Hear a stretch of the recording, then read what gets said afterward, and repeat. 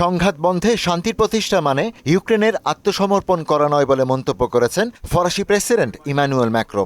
একই সঙ্গে যে কোনো শান্তি চুক্তিতে ইউক্রেনের নিরাপত্তার নিশ্চয়তা থাকতে হবে বলেও জানান তিনি। ৩ বছর পূর্তিতে সোমবার হোয়াইট হাউসে প্রেসিডেন্ট ট্রাম্পের সঙ্গে বৈঠক শেষে তিনি এ মন্তব্য করেন। সম্প্রতি ইউক্রেনের রাজধানী কিয়েভে ইউরোপের নেতাদের সঙ্গে বৈঠকে দেশটির প্রেসিডেন্ট ভলোদিমির জেলেনস্কি চলতি বছর রাশিয়ার সঙ্গে শান্তি প্রতিষ্ঠার আহ্বান জানান।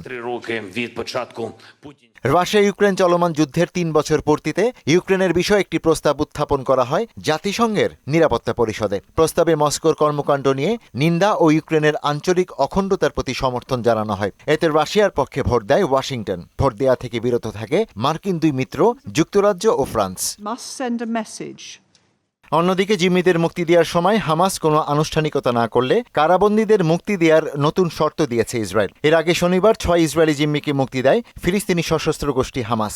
ওই দিন ৬০২ ফিলিস্তিনি কারাবন্দীকে মুক্তি দেওয়ার কথা ছিল, তবে চুক্তির শর্ত ভঙ্গ করে এখনও সেসব ফিলিস্তিনিকে মুক্তি দেওয়া হয়নি।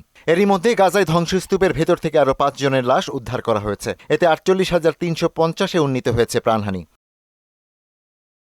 ইশতিয়াক হোসেন, মোহনা ডিজিটাল।